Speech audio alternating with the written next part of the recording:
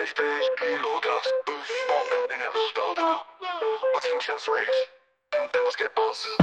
mission shot, no one's safe. We're yelling it loud.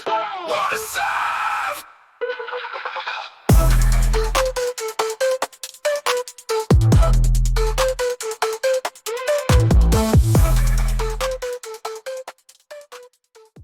Welcome back to the Deep Dive.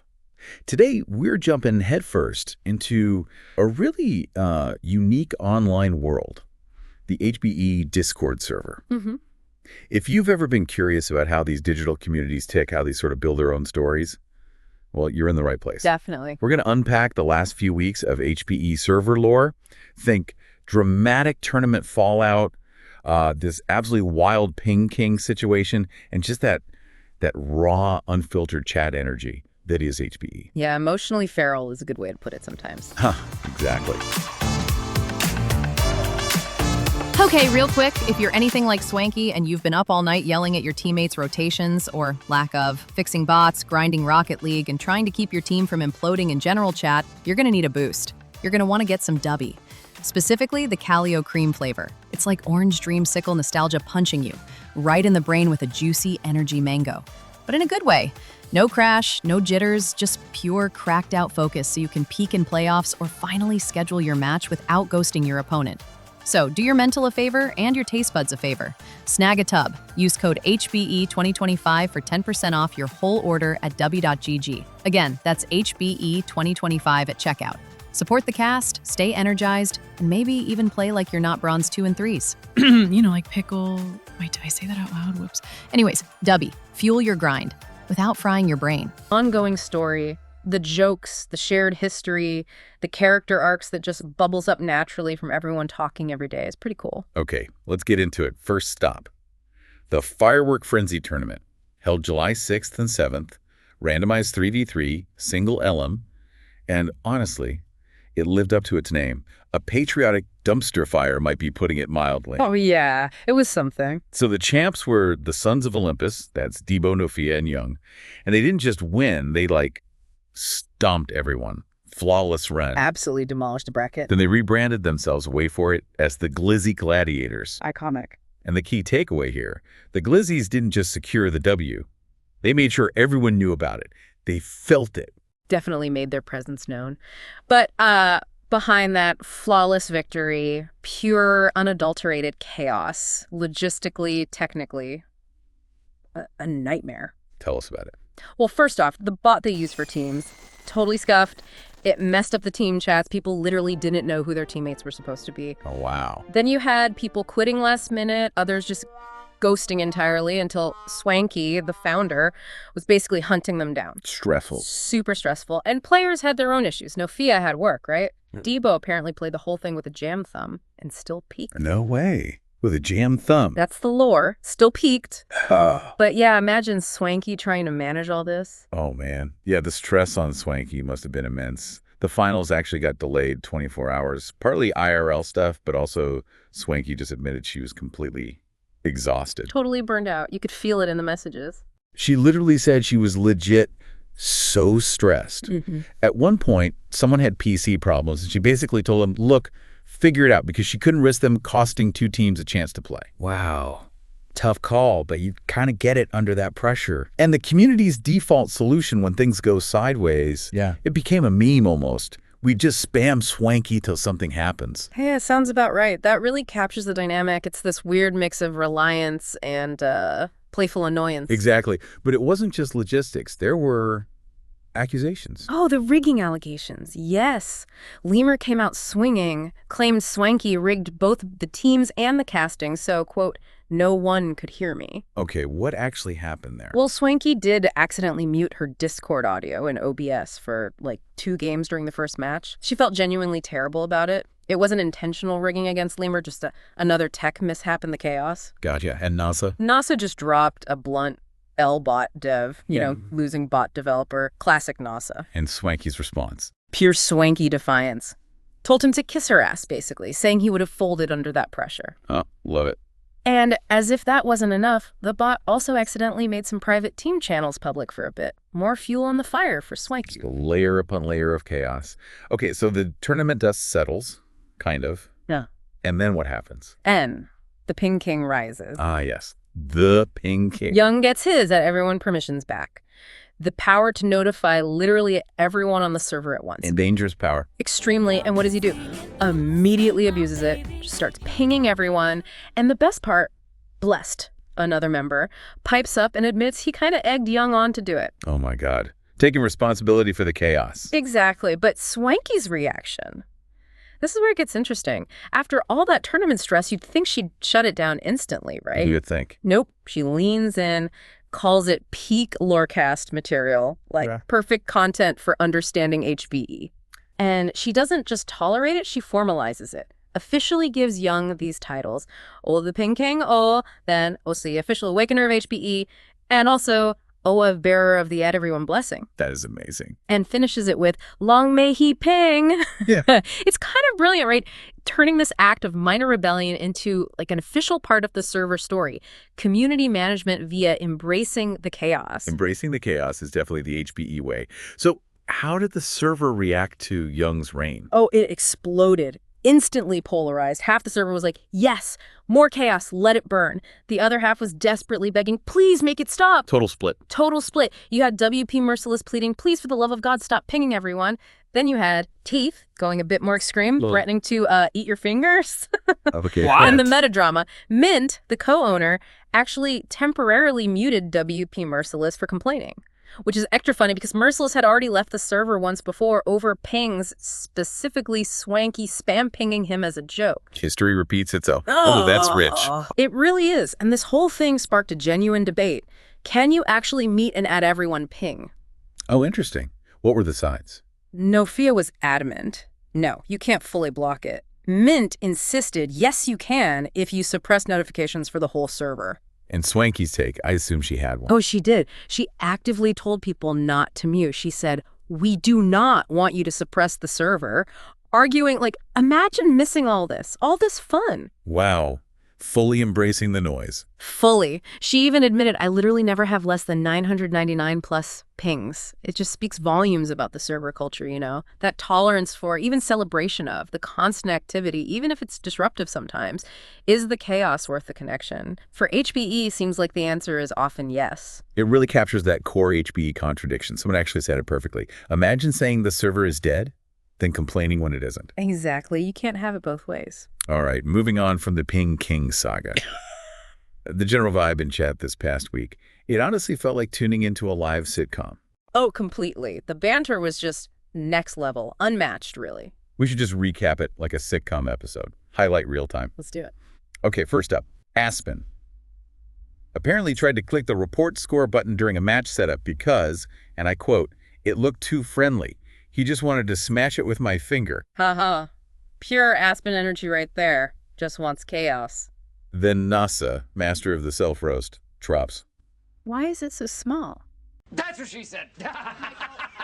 Nasa, never change. Lemur's ongoing quest just to be audible on stream continued. Bless him. The struggle is real for Lemur. It's become a running gag. French Fry got absolutely dunked on, as they say, mid-chat by Swanky for using what she deemed a rude GIF reaction. Swanky doesn't play with rude GIFs. You learn that quick. And maybe my favorite. Cindy and Pox apparently held entire team strategy discussions using only dad jokes. Okay, that's actually impressive. Strategic dad jokes. That's peak HBE right there. These little moments, they aren't just random chatter. They build on each other. Totally. Which brings us to the soap. Ah, yes. Deebo's soap lore. A true highlight. Explain this saga. Okay, so it starts kind of weirdly. Deebo somehow gets his hands on some free soap. Just soap. Right. As one does. And immediately people are joking, accusing him of running some kind of side hustle, like he's the HBE soap baron now. Naturally. Then Mint jumps in, calls it donut soap. Donut soap. Don't ask me. Then follows up with the killer line, suggesting using it would be like a hot dog in a hallway. Oh my God. Mint. Ruthless. It got a little heated, actually. Deebo made some vague comment about meeting Mint at a LAN event that sounded kind of like a threat. Okay. And Swanky had to step in, drew a line saying, threats in my GC, her group chat were not okay. Even in jest. It shows that Rust culture, right? They push boundaries, but there are still boundaries. It's all built on this weird trust. Absolutely. And speaking of weird dynamics, Nolan and Nasa. Oh, the ongoing soap opera within the soap opera. Nasa starts calling Nolan his boyfriend in chat, Hmm. complaining Nolan treats me so bad, doesn't buy him flowers. The whole 9 yards. This whole melodrama. And Nolan's replies are just gold. Things like, you snooze, you lose, and just quit beating it. It's like watching a bizarre reality show unfold in real time. Their dynamic is just endlessly entertaining and part of the server fabric now. It really is. But it's not all jokes and memes, right? All right. There's some pretty intense discussions, too. Oh, for sure. Like, Mint and NASA got into a really deep and pretty controversial debate about military service versus sex work. Whoa, okay. Heavy topic. Yeah, and Mint had a strong take, basically arguing that military service is, in his view, selling your soul more than sex work. That's definitely a take. It is. And look, we're not taking sides here, obviously, but the fact that these kinds of intense, opinionated debates can happen openly, Right. it shows the range of the place. People feel comfortable or maybe just bold enough to really speak their minds, even on tough stuff. That's a really good point. It speaks to the lack of filtering, maybe, for better or worse. Pretty much. And tying this whole sitcom week together, the constant background noise of Swanky versus technology. Yeah, gag. That's not really a gag for her. Exactly. Her cries of, I am so tired of soloing, or can I not leave the country for one day without something breaking? It became the comedic soundtrack to the week. Relatable pain, you know? Tragically hilarious. Okay, so beyond the chat chaos, there's the actual game stuff. Yeah. The leagues. HBE teams are always in the thick of it. Always. That's the competitive core, really. Let's look at what's been happening there. All right, start us off. HBE Apollo. Apollo has been, as the kids say, cooking. Absolutely on fire in the BLCS, that's the Battle League competitive series. Right. They had a clean 3-0 sweep, then followed it up with a super intense, sweaty 3-2 win. That pushes them into the Pool C quarterfinals. Big stuff. Nice. And KRLS. They're also prepping for a KRLS playoff match King Royale League series. And get this, it could potentially be an all-HBE matchup against either HBE Jormungandr or Airs Unks. Ooh, an HBE showdown. Love that internal drama. Always good for the more. And you gotta shout out Krozex on Apollo. He's really stepped up as the team dad, organizing scrims, pushing rank goals, proper leadership. That's huge for team stability. It is. Though Mint did mention some concerns about Apollo's scheduling and apparently some funny team chat banter about not wanting to solo train, which, fair enough, maybe, highlights that constant balancing act. Definitely. Okay, what about Jormungandr? Besides potentially facing Apollo? Jormungandr hit a snag, a big one. Their player Unfo just vanished. Vanished. Poof. Dipped out of the server, zero warning. Like he got Thanos snapped out of existence, as someone put it. Ooh, that's rough for a team. Really rough. Crommy Black on the team was pretty gutted about it. Said it made him doubt if he'd stick around for another season, especially since he's starting 2 jobs plus school. Oof, that's a lot. Yeah, and it's tough because despite this, Jormungandr is sitting right at the top of the KRLS leaderboard. Shows how much real-life stuff impacts these teams, even when they're doing well competitively. Man, the volatility. What about Shenron? Always sounds like an adventure with them. Oh, the Shenron issues are ongoing. Jackson Ledford is basically trying to herd caffeinated cats, trying to get consistent morning practices going. I can picture it. He's battling Goomjizzle's sleep schedule. Apparently, Goomjizzle was awake at 4 a.m. on just 4 hours of sleep one day. Yikes. And Nolan was reportedly fighting for his life on the pot before having to do weed eating. You can't make this stuff up. The glamour of amateur esports. Pretty much. Yeah. And Jackson's got a vacation to Colorado coming up, which is just adding another layer of scheduling. Well, hell, as he put it. Sounds like it. Any other team drama? The Nike team, they were basically in an open relationship with every league, total commitment issues. Explain. Myth wanted out of KRLS. French Fry was all in on TPES, the Team Practice Exhibition Series. Lemur was just trying to keep the peace, wanting everyone happy. They apparently debated league choices like they were pitching on mythological Shark Tank. Uh-huh. Great analogy. Where did they land? Ultimately, they locked in TPES 3v3, and KRLS basically ghosted like your last situationship. Ouch. Cold world out there in the leagues. What about Fenrir? Fenrir had their own hurdles. Practice starting late, the usual excuses, just woke up, cooking dinner. The classics. Right. But once they got going, they were locked in, sweating hard. ET3CK was apparently hitting some sick goals, but unfortunately it wasn't quite enough for them to stay in the playoffs this time. Still, respect the grind. Absolutely. It shows dedication even when things aren't perfect. All these league stories really paint a picture of the constant negotiation, right? Yeah. Between the game, the team, and just life. Perfectly put. It's the core struggle. And amidst all this team chaos, TPES3's registration opened July 11th. Early access for boosters, free server promos for media team folks. Who are still needed, by the way. Hint, hint, someone's got to capture all this amazing content. True. Okay, so we've talked chaos, banter, competition. But there's another layer to HBE, isn't there? Something deeper. Absolutely. Beneath all the noise, the kings, the soap jokes, Swanky's OBS meltdowns, there's genuine connection. It's really the heart of the place. Yeah, you really feel that sometimes. Yeah. Like Nolan's comment. That hit hard. It really did. He said that friends he's made in HBE mean more to him than some of his IRL friends because, quote, they've been there for me more than almost anyone. Wow. That's powerful. Speaks volumes about what these online communities can become. It really does. And Swanky echoed that feeling, didn't she? She did. She talked about how HBE basically saved her from serious burnout a couple of years back. Her words were, "This server saved me over 2 years ago when I was in a pretty low spot. Y'all gave me life back." That's incredible. She calls it home. Yeah. Said she met the love of her life there, made amazing friends, is even going on a cruise soon with another member, Evo Trent and his fiancée. All caused this server. See, that's the magic, right? It transcends just being a place to play games. It really does. And that feeling, that connection, is why she eventually stepped back from the intense day-to-day team management. Wanted to just enjoy the community she built in a different way. Which makes sense. And you see that support reflected in smaller actions too, right? It's not just the big emotional statement. Totally. Like Lemur, despite his constant mic issues, still offering to cast events. Yeah. Or Crozek's co-casting while he was literally recovering from seizures. That's dedication born from community spirit. It really is. And it's that weird dynamic again. People will absolutely roast each other into oblivion. Mercilessly. But the instant someone genuinely says, "Hey, I'm struggling," the vibe shifts. People step up to help, no questions asked. That's the dysfunctional family aspect, isn't it? You mess with each other constantly, but you have each other's backs when it counts. It builds this incredibly strong, if sometimes confusing, bond. It's definitely not just another server. It really does feel like, I don't know, a cracked out family reunion, but with better game skills. Haha. Perfect description. The roast culture is key, the pinging, the fighting, but then they hug it out in team voice, literally or figuratively. Yeah.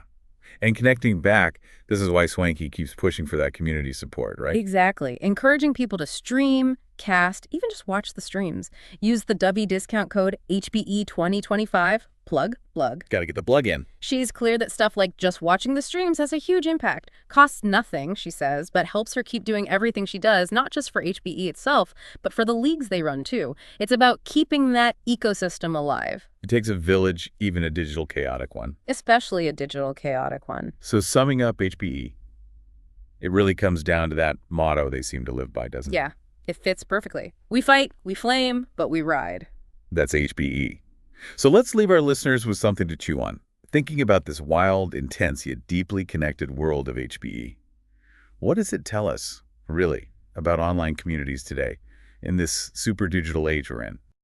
That's the big question, isn't it? Maybe it suggests that these virtual families with all their messiness, all their glory, maybe they're becoming a really critical way we find belonging, a really important source of support. Perhaps, sometimes, even more so than the connections we have offline. Something to think about. They stay LORECAST, they never spelled out. My team chest raised, they must get bust.